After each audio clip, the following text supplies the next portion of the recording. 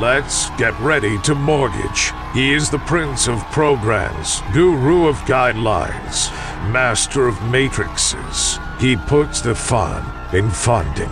Please welcome Mark, Mr. Mortgage, I tell. All right. Hey guys, it's Mark Eitel here, and you are listening to the Mr. Mortgage Show. And friends, thank you so much for choosing to spend a bit of your day with us today. We have an awesome show lined up for you. We are going to deep dive the data, and man, oh man, there was a lot of data this week, including the Federal Reserve meeting and their comments on the policy, most specifically interest rates, right? Everybody wants to know what's going on with interest rates. Well, guys, I've said it 100 times, interest rates not the most important number in the transaction, but nonetheless, we're going to talk about it. I don't think it was a surprise to anybody who listens to the show. We've been beating this drum for months and months and months that the Fed is not ready to start cutting rates yet, and they've said it on so many occasions, yet every time they have a neutral stance, suddenly the market thinks cuts must be coming, and last month was really chaotic. You know, there were people forecasting 5 cuts of a quarter point each in 2024, which, in my humble opinion, would not have done a whole lot to mortgage rates. And we'll talk about that in a minute. And I know that's a controversial thing to say, but guys, the Fed funds rate does not directly impact mortgage rates, although they do have a tendency to move together. And well, here's what I mean by that. Let me just get this off my chest and we can move past Fed talk. I do want to share some wins this week because I think the magic is in finding the opportunity in the data that's in front of you today and not waiting for some, big euphoric symbol to appear in the sky to indicate it's time to make a decision. So many people are walking around singing that old Rolling Stones song in their head. I'm not waiting on a lady. I'm just waiting on the Fed. I'm just waiting on the Fed. Well, the Fed's not going to do it for you guys.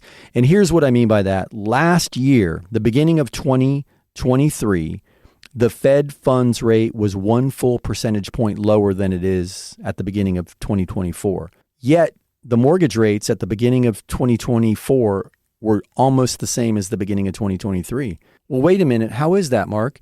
If everybody's running around out there telling me that once the Fed starts to cut the overnight rate, mortgage rates have to fall, that doesn't make any sense, does it? Well, no, it doesn't make any sense because the two don't directly impact one another. And I wanted to share that. Let's get that out of the way. The Fed could start lowering rates. And yes, it's likely that the credit markets in general will move together, but it doesn't directly impact mortgage rates, nor is it a 1 point for 1 point correlation. So I just wanted to get that off my chest because that's been driving me crazy as I see people kind of spin this information to encourage somebody to get off the fence. And if you need that much encouragement to make a decision, it's probably not the right time, guys. You should probably use these core principles when deciding whether to buy, especially your primary residence. I think the number one thing I would look at, first-time buyer or not, I would look at these core principles. Can I comfortably make the down payment? Whatever that down payment is, 3.5%, 5%, 10%, whatever you desire to put down, do you have that money saved? And can you invest that money in the home and not miss it? I can't tell you how many times we go through the application process with somebody and they have just enough money to make this happen. Now, if they're prepared, that's not a big deal. If they've got some additional funds coming in, maybe they're going to get a big bonus. Maybe they're about to pay off the car. If they've got a plan, that's not always a bad thing. But oftentimes they saved up just enough to make it happen, and they're not comfortable putting that down on a property. And in those instances, maybe putting a little bit less down on a smaller property might be the way to go. But that's one of the pillars I would look at. Can I comfortably make that down payment? The next thing is the budget amount, right? Because in some markets, it's cheaper to rent each month than it is to buy. So you have to really look at that number. What am I going to spend each month? Now, rents are likely to go up historically, although in some markets they pulled back, but that was after a blazing hot run of increases year over year throughout this COVID cycle that we've been in. But nonetheless, historically, rents have a tendency to increase. So you can look at that and say, okay, can I comfortably make the payment? Can I comfortably make the down payment? And then that payment includes so many things. It includes your principal, your interest, your taxes, your insurance. And those are the big wild cards right now, the taxes and the insurance, because so many people pull up the tax records and say, well, the taxes on Mrs. Johnson's home are $1,800 a year. Well, that's because Mrs. Johnson bought that home, 22 years ago and filed homestead exemption. And in Florida, under the Save Our Homes Act, it's capped at a certain maximum increase each year. So her taxes are under market because she's been protected by the cap for increases. Guess what, guys? Once she sells that house to you, that resets at market value. So your taxes are going to go up.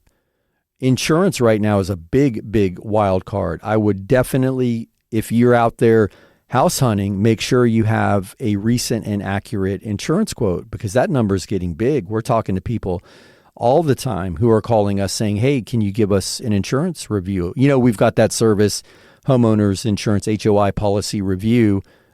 .com is the name of the website, but we've partnered with some insurance brokerages to try to give our listeners an outlet to get an easy comparison quote on their policies. So those are the things I would look at. Monthly payment, make sure you're factoring in real numbers in that monthly budget, because there's nothing you're going to be able to do about it.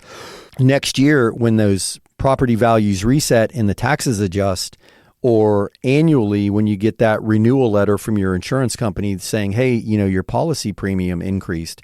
In Florida in particular, there are no caps on premium increases. Now, some of the insurance companies have to go before the insurance commission and get their increases approved, but they're approving 50% rate hikes in some instances. So do you have the money? Can you live comfortably without that deposit in your savings account anymore? A lot of people think I'm going to put that money down and go get an equity line and take that money right back out. There's so much information bouncing around on the internet about house hacking and real estate hacking and equity hacking. Heck, I was scrolling through social media the other day and I saw a tutorial on turn your equity into a bank. And this person was encouraging people to take an equity line and then use the funds from that equity line to loan to other people to start small businesses. Somebody might need a, pickup truck or a trailer to start a little handyman service or whatever that's nuts, guys. That's nuts.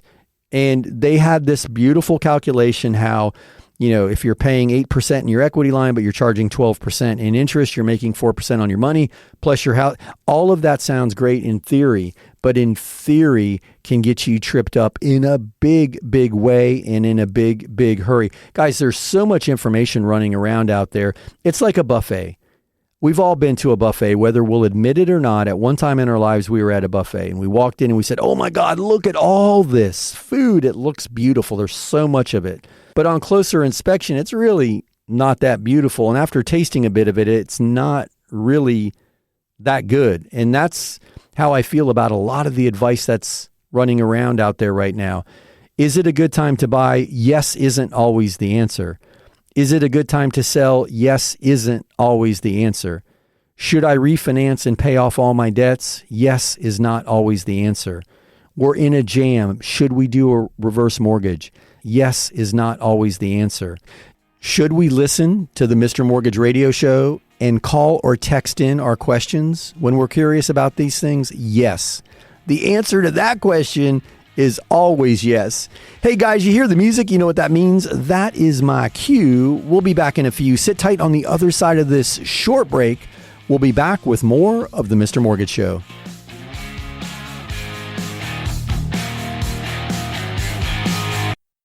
Hey, it's Mark Eitel, host of the Mr. Mortgage Show, and I'm going to interrupt this commercial break to ask you for a favor. If you know any friends, family, coworkers, or the guy in front of you at the grocery line who's talking or thinking about buying or selling or refinancing real estate, I'm hoping I can count on you to help me spread the word, introduce them to me, to the team, You can do that by simply sharing MrMortgageRadio.com. That's MrMortgageRadio.com. Guys, it's Mark Eitel, NMLS 1929005. Now, back to the commercials. Welcome back to the Mr. Mortgage Show. Call us now at 855-462-7292. All right, we are back. My name is Mark Eitel, and this is the Mr. Mortgage Show. Guys, you heard the man. If you have questions or comments and you want them on the air, just call or text 855-462-7292. That's 855-462-7292. That is the Anytime Hotline. And Jen is womanning the hotline, and she will get your questions on the air. If you're shy and afraid to dial or prefer not to text, just head over to MrMortgageRadio.com. That's MrMortgageRadio.com. There's a big orange button. You can't miss it. It's right in the middle of the screen. Just click that button, follow the instructions, and Jen will read your questions on the air. And speaking of Jen, I know we've already gotten some questions back there. She's just finishing up a call, so I'm going to ramble for a minute, but I was hoping she was going to keep me off my soapbox because I wanted to open the show with a couple of wins from this week, because you hear me say it all the time about finding the opportunity in every market. And some people are blaming interest rate and housing prices as obstacles. And they are, guys. There's definitely no doubt that it's more challenging now than it has been in the last, 3 or 4 years. But with that being said, people are still finding workarounds and making some significant changes in their life with financing, refinancing, equity. And if we have time this week, I wanted to share a few stories with you. I don't want to spend any more time away from your questions because I know we've got some ready. Jen's off the phone now, so I'm going to throw it to her and see if we can't get some questions on the air. Go ahead, Jen, when you're ready. Carmen sent us this. I have an approval from my bank for $205,000. I found a great condo for $200,000. But my realtor says if I go with a condo, my buying power is lower. Does this make sense? Can you help me understand? I think I understand. It's not that I'm trying to figure out the easiest way to answer this. It's not that your buying power is reduced from a monthly payment standpoint. What I think is happening is I think the homeowners association in the condo, that fee, that monthly number, is large enough that it's pushing the purchase price to keep the payment the same down. So in every monthly payment, from a mortgage standpoint, there's principal, interest, property taxes, and homeowner's insurance. Those are the four things that when we're doing a debt-to-income calculation for the monthly mortgage payment, whether you escrow or not, those four numbers are always in there. And if you're putting less than 20% down, private mortgage insurance is in there too. So there's 5 numbers that make up that monthly payment. Now, if you add to that homeowners association dues, that's a 6th number. Now, the only thing that doesn't change is the total. So if there's a big association, you're going to have to lower the loan amount to lower the principal and interest. Does that make sense? So if you're approved for, let's use round numbers. If you're approved for $2,000 a month, and that equated to a $205,000 loan amount at whatever interest rate you were approved for, and let's say principal and interest were, again, keeping round numbers, $1,800 a month, and property taxes were $100, and insurance was $100, that's $2,000. And let's say there's no mortgage insurance because I just spent your whole $2,000. Well, if suddenly there's another $200 a month that's required in association dues, that $1,800, the principal and interest, needs to be lowered to $1,600 to keep that number, that top line number, the same. So I hope that makes sense. I'm almost positive that's what your agent is talking about, is that the association costs are going to pull that number down. Because if you're buying a single family home, right, a freestanding property, not connected, not a townhouse, just by itself on a lot, and there's no association, you're going to have just principal, interest, taxes, and insurance. There's no association on that. You're going to have more buying power. So maybe she did frame it, or he frame it correctly. From a dollar standpoint, to keep that monthly payment the same. I hope that makes sense and I didn't confuse you. But guys, that's why I say interest rate doesn't matter. Housing price doesn't matter. The monthly payment is what you're qualified for. Now, at a 2% interest rate, that monthly payment buys a lot more money than at an 8% interest rate. So you're qualified for a bigger house, but it's confusing because your mortgage company is looking only at your monthly payment. You are qualified for a percentage of your income to be allocated for the mortgage payment. The lower the rate, the more money you can buy, but that monthly payment never changes. Whether the interest rates are 2% or the interest rates are 10%, the payment you're qualified for never changes. The loan amount may because of the interest rate, but the payment doesn't. The only way to move that needle up is to earn more income. So I know it gets super, super confusing. There are so many factors that go into a monthly payment that assessments are another thing with a condo. Sometimes you're having to buy in and fund an assessment if the seller can't pay the assessment. So lots of things to be aware of when purchasing a condo, and the association dues vary wildly. I've seen $30 a year association dues, and I've seen $2,000 a month association dues. So they can vary wildly. And I'm guessing that's what your agent is talking about. But if you want to deep dive it and you need some help understanding it, just call me off the air and I'll walk you through the numbers. But great question. I appreciate it. Hey, Jen, do you have another question ready? Okay, go ahead. Nelson has this question.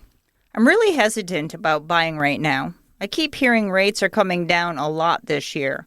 But will prices really jump if rates come down? I know it's a catch-22. Hey, Nelson, this is the magic, the $64,000 question or $1 million, whatever it is. It's nobody knows. Everybody thought interest rates were going to kill the housing values. Didn't happen.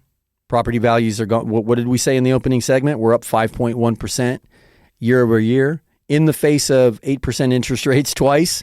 So here's the thing. I think that taxes and insurance are putting so much pressure on the monthly payments. You heard me just describe that, right? The monthly payment is the magic number.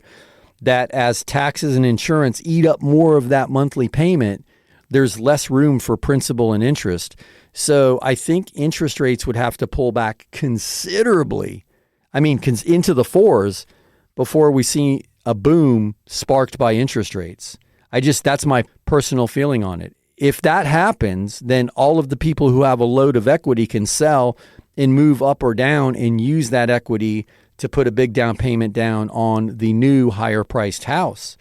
But unless rates get way back down there, which I'm not convinced is going to happen, I don't think we're going to see, and I know I'm an outlier. I'm one of the dissenting voices in this realm. I don't think interest rates alone are going to move enough this year to suddenly push housing prices through the roof just because of increased demand. I just think there's got to be more incentive for the seller to participate.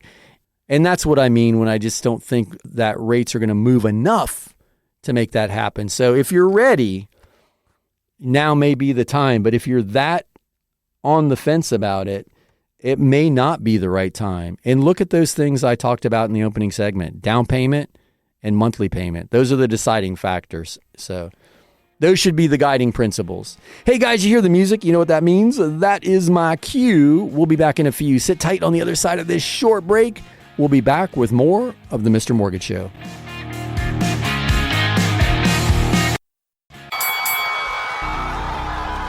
Welcome back to the Mr. Mortgage Show. Call us now at 855-462-7292.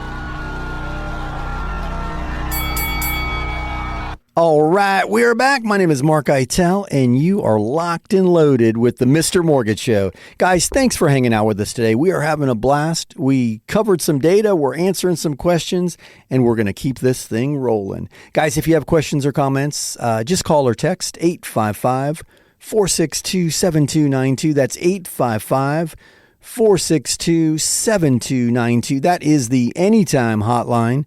And Jen womans the hotline, and she will get your questions on the air. Again, that number is 855-462-7292. Or head over to MrMortgageRadio.com. That's MrMortgageRadio.com.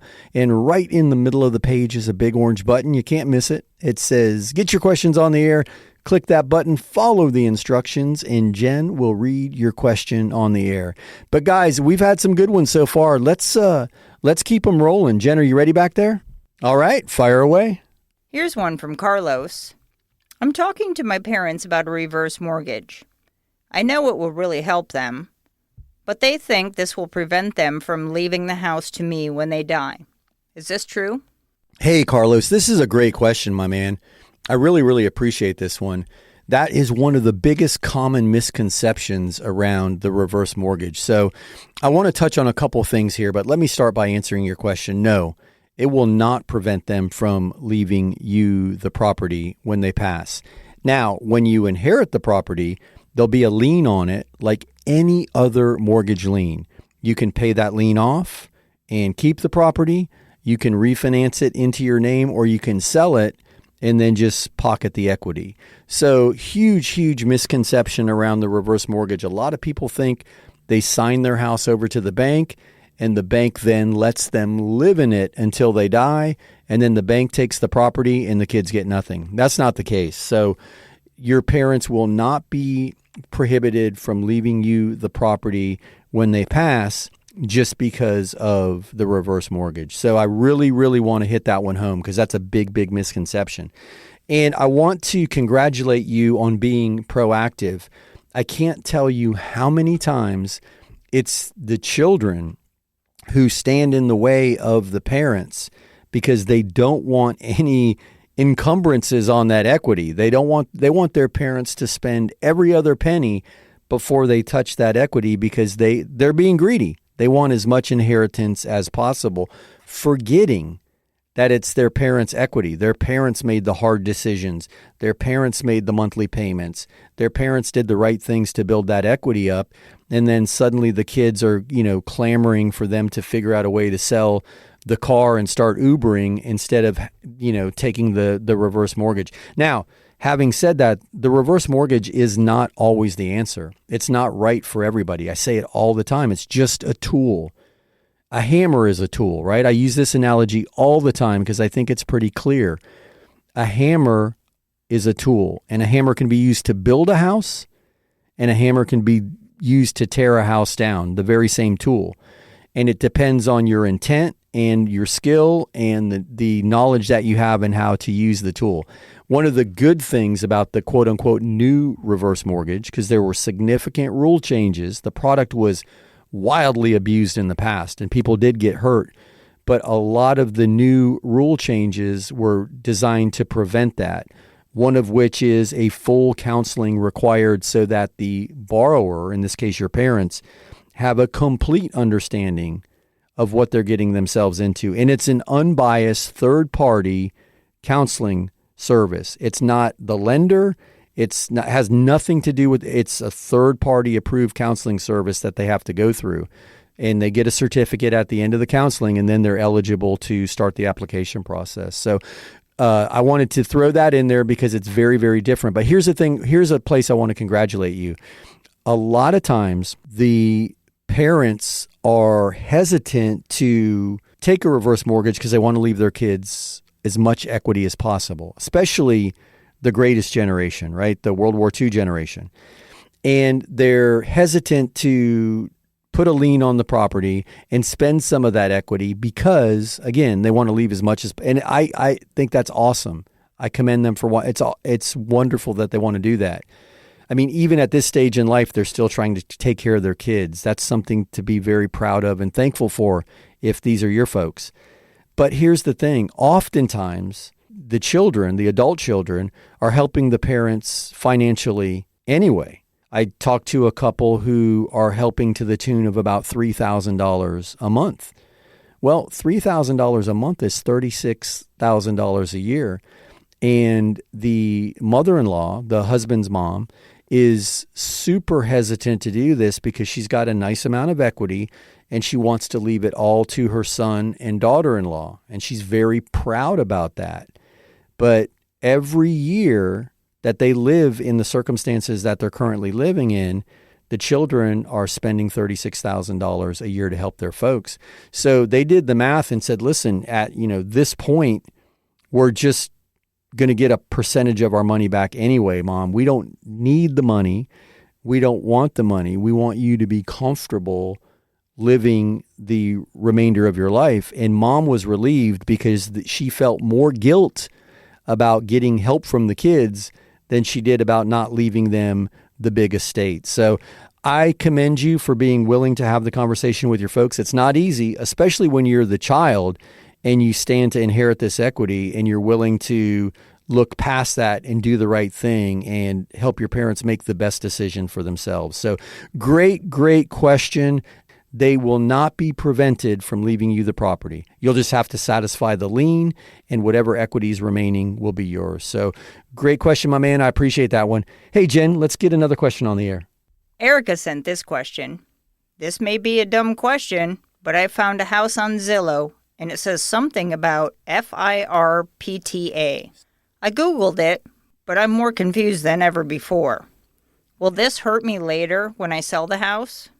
Hey, Erica, the old FIRPTA question. Great question. I'm surprised that it says that in the listing, though. That's interesting because, and good on you for Googling it. And I understand why it's confusing because the FIRPTA rules, it's federal income tax repayment. I don't remember what it stands for.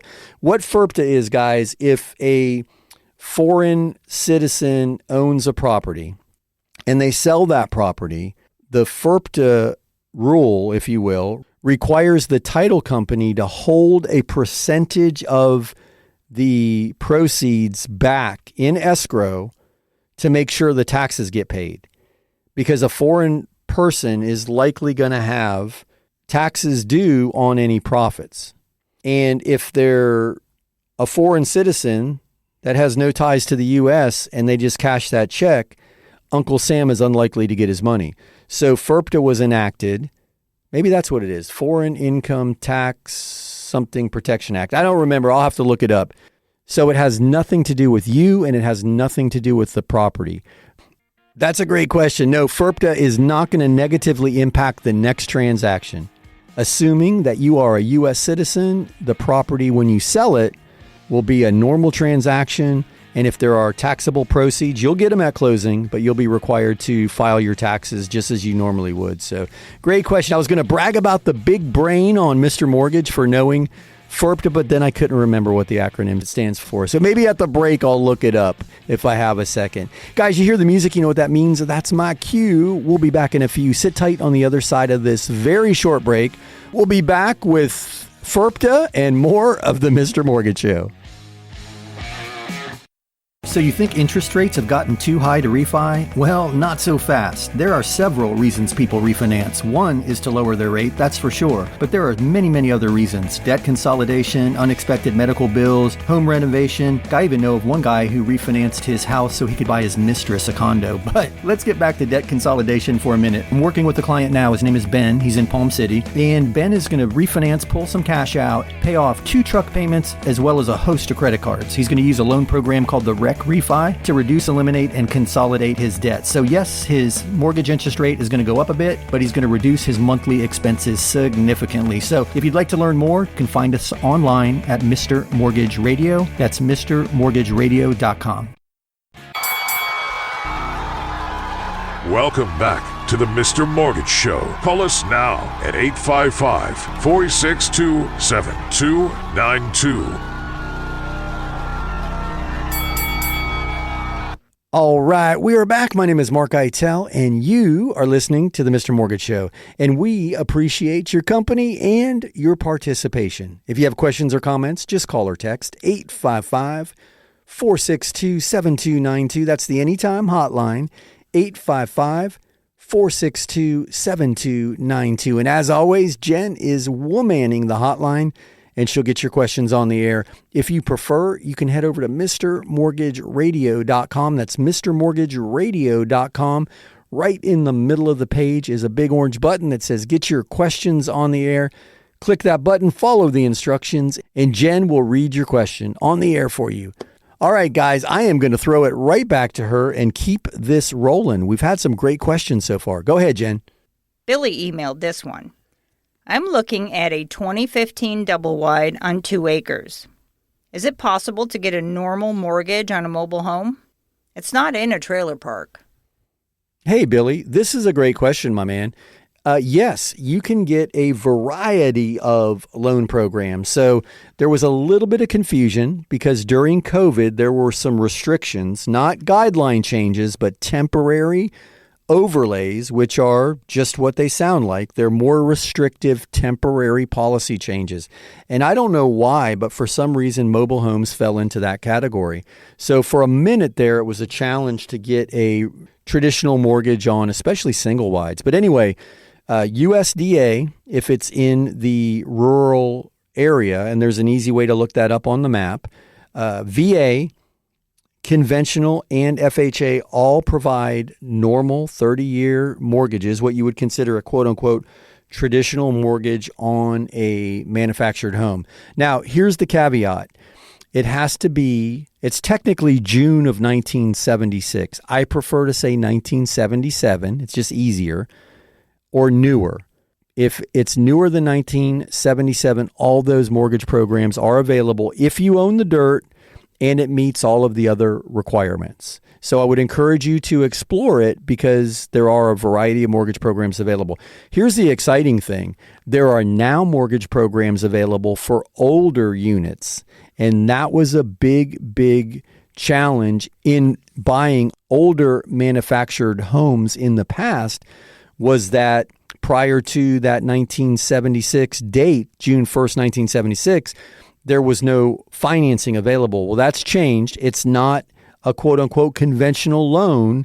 It's what's called non-QM, but there are lenders that will do those loans. So great question. The answer is an easy one. Yes, sir, there are programs available. Hey, Jen, let's keep them rolling. Joanna has this question. I've listened to your show for a year or so and heard you talking about a mortgage for people who have enough to pay cash but prefer to finance. Can you explain how this works? I'll be getting a sizable divorce settlement next month, and then I have 6 months to find a new house. Good job, Joanna. Good job indeed, right? Jen, you caught me off guard with that. Yeah, so that's a great question. And it's the perfect loan program for this scenario. There's two. One is called asset depletion. And you take the assets and divide them by 84. And that number is what's considered your annual income to use for qualifying you for the mortgage payment.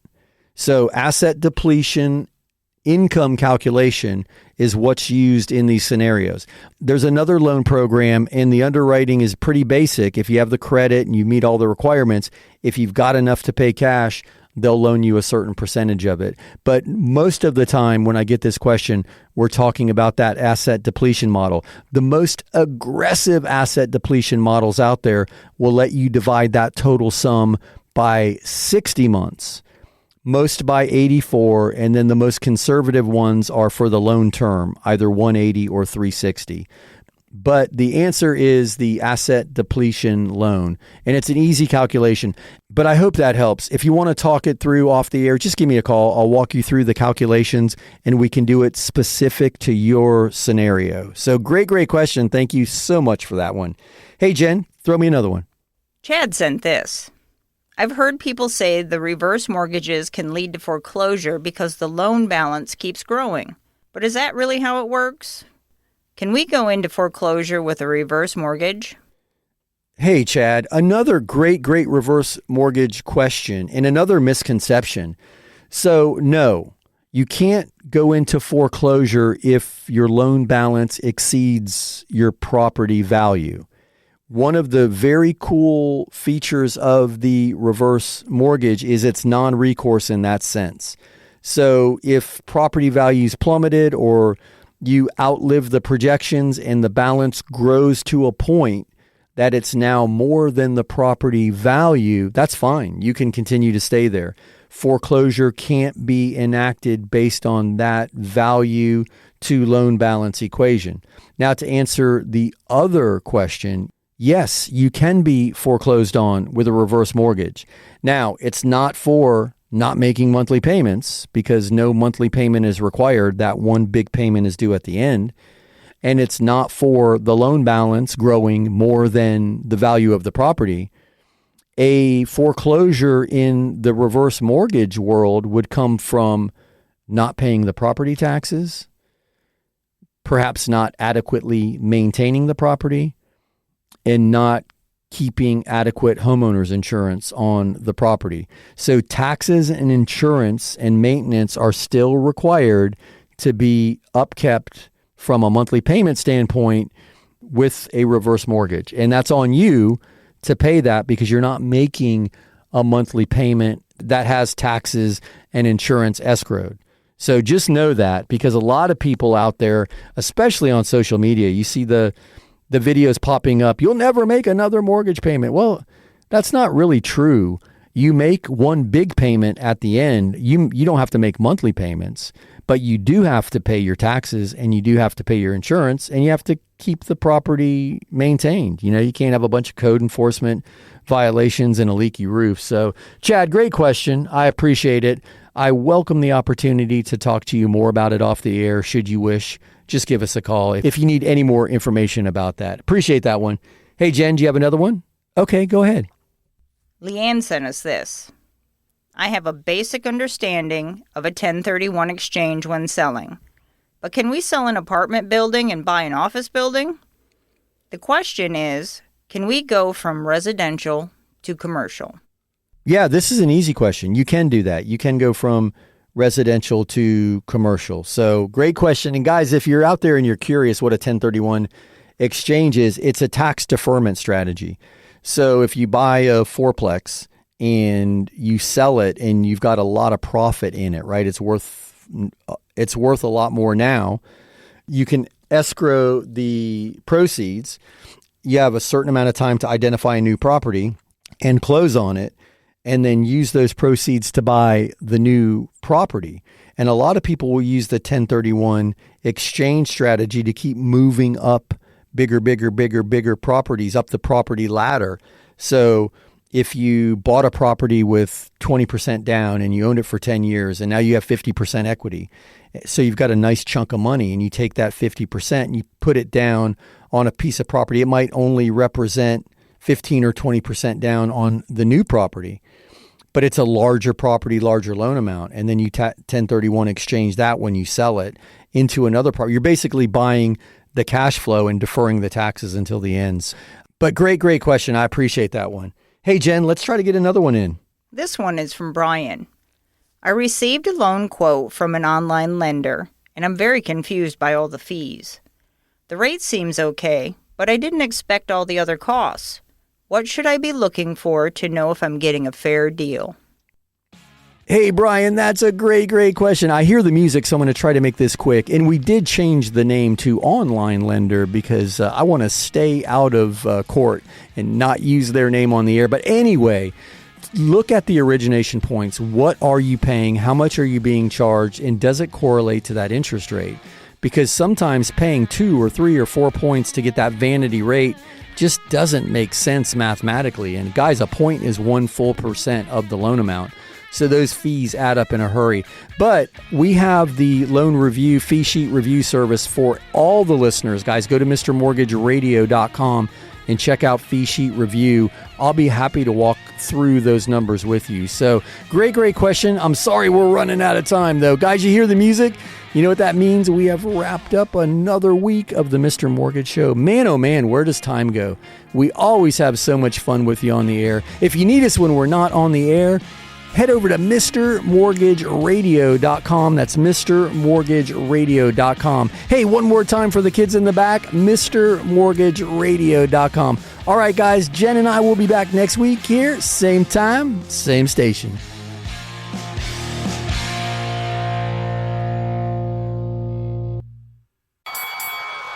That's a wrap. Join Mark Eitel next week for more thrilling, edge-of-your-seat discussions about real estate and mortgages right here on The Mr. Mortgage Show.